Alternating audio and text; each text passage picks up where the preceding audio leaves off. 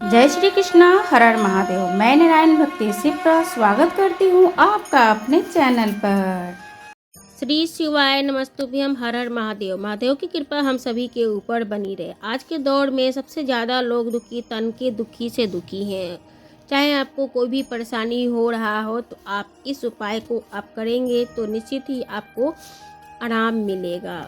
गुरुजी ने बताया है कि अगर आपके शरीर में कोई भी गंभीर बीमारी हो गई है और लगातार डॉक्टर से उसकी दवाएं चल रही है लेकिन उसमें कोई आराम नहीं मिल रहा है, तो आप ये उपाय कर सकते हैं। चाहे वो पेट संबंधित हो, हाथ के संबंधित हो, चाहे लीवर से संबंधित हो, चाहे वो कोई भी दिक्कत हो, चाहे आँखों की समस्या हो या कोई दर्द की समस्या हो, तो आप ऐसी बीमारी हो गई है जो कि बहुत ही गंभीर रूप ले लिया है और डॉक्टर की दवाएं भी आप कर ही रहे हैं फिर भी आराम नहीं मिल रहा है, तो गुरुजी ने कहा है कि आपको सिर्फ 5 काली मिर्च के दाने से ये उपाय करना है, जो उस व्यक्ति की इस गंभीर से गंभीर बीमारी को बहुत ही जल्दी से समाप्त कर देगा और वो व्यक्ति जल्दी से पूरी तरीके से रोग मुक्त हो जाएगा। चलिए जानते हैं क्या है वो उपाय, लेकिन इससे पहले आपसे प्रार्थना है कि अगर आप हमारे चैनल पर नए हैं तो कृपया कर आप चैनल को सब्सक्राइब अवश्य कर लें। लेकिन गुरुजी ने कहा है कि अगर इंसान स्वस्थ है तो वो सब कुछ कर सकता है,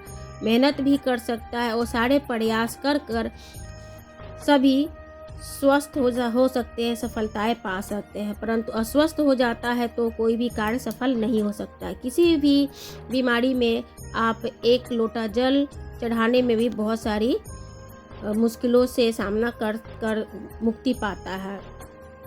हमें क्या करना होता है, हम एक लोटा जल समर्पित कर सके तो बहुत अच्छी बात है, या आपके घर के किसी भी सदस्य के विशेष उपाय जरूर करना चाहिए। देखिए, इस वीडियो में हम कुछ गुरुजी द्वारा बताए गए उपाय के बात करेंगे। इन दोनों ही उपाय में से आपको जो भी उपाय आसान लगे उसे आप करिएगा, क्योंकि गुरुजी द्वारा बताए गए पहले खास उपाय की ओर देखते हैं।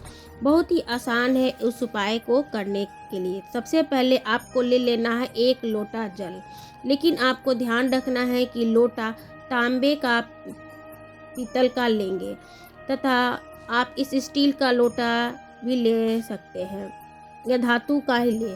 अपने किचन से लेंगे पानी, जहाँ पे आरओ का बाल्टी अपना रखते हैं पानी पीने वाला मटका का, उसी में से आपको एक लोटा शुद्ध जल लेना है। जल में आपको 1 चम्मच या 2 चम्मच या आधा चम्मच जितना भी हो दूध उसमें थोड़ा सा मिला लेना है। दूध इसमें डाल लेना है। गुरुजी ने कहा है कि शिव महापुराण कहती है कि जरूरी नहीं कि आप 1 लोटा भरकर शिवलिंग पर आप दूध समर्पित करें। गुरुजी ने कहा है कि यहाँ तक कि शिव महापुराण कहती है कि अगर आप 1 बूंद भी दूध शिवलिंग पर समर्पित करते हैं तो आपको 1 लोटा दूध समर्पित करने का ही बराबर पुण्य प्राप्त होता है, उसके बराबर ही मिलेगा तथा लाभ भी होगा। आपके पास जितना भी दूध है, चाहे वो आधा चम्मच हो, 1 बूंद हो, आप ज़रूर डाल दें। इसी जल में आपको ध्यान रखना है कि दूध कच्चा ही होना चाहिए और गाय का दूध आप लें। इसके लिए आप उत्तम साबित होगा, क्योंकि गाय का दूध ही सही होता है। इसके लिए आपको लेना है और 5 काली मिर्च ले लेने हैं।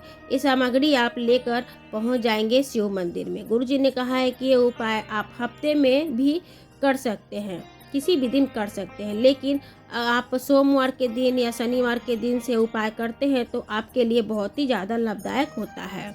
तो देखिए, सबसे पहले शिवालय पहुंचकर दक्षिण दिशा में बैठ जाइए। जिस तरीके से आपका मुख उत्तर की तरफ हो, अगर उत्तर की तरफ आपका मुख नहीं भी होता है तो भी गुरुजी ने कहा है कि शिव महापुराण की कथा कहती है कि आप किसी भी दिशा में बैठकर शिवलिंग की पूजा प्रार्थना कर सकते हैं। अब आप जो 5 काली मिर्च लेकर गए हुए हैं, आप इसे लोटे में एक एक कर श्री शिवाय नमस्तुभ्यम बोलकर लोटे में आप डाल दें। आपने लोटे में पहले से गंगा जल पानी लेकर गए हैं जिसमें दूध मिला हुआ है, उसमें आप 5 काली मिर्च डालकर आप धीरे धीरे शिवलिंग पर समर्पित करें। जल की धारा इतनी धीरे धीरे हो कि कि कम से कम आप 11 बार पंचाक्षर मंत्र अथवा श्री शिवाय नमस्तुभ्यम आप कह सके। तो 11 बार आप ओम नमः शिवाय या श्री शिवाय नमस्तुभ्यम या ओम त्र्यंबकम यजामहे सुगंधिम पुष्टिवर्धनम ये मंत्र बोलकर आपको जल चढ़ा देना है। गुरुजी ने कहा है कि जब वो आप चढ़ा देंगे तो काली मिर्च भी वहाँ पे समर्पित हो जाएगा। लोटा शिवलिंग में टच नहीं होना चाहिए, आपके हाथों के नाखून शिवलिंग में टच नहीं होना चाहिए। जो भी आपने बैंगल चूड़ी कड़े पहने हो वो भगवान की प्रतिमा में टच नहीं होना चाहिए। तथा दोनों ही आप विशेष ध्यान दें कि जल समर्पित करने के बाद शिवलिंग के सामने बैठकर आप अपनी मन की समस्याएं फिर भगवान को आप बोलें। मन में प्रार्थना करें कि हमारे साथ ये चीज़ हो रहा है, हमारे साथ बहुत ही परेशानी है, दवाई चला रहे हैं मगर दवाई काम नहीं कर रहा है।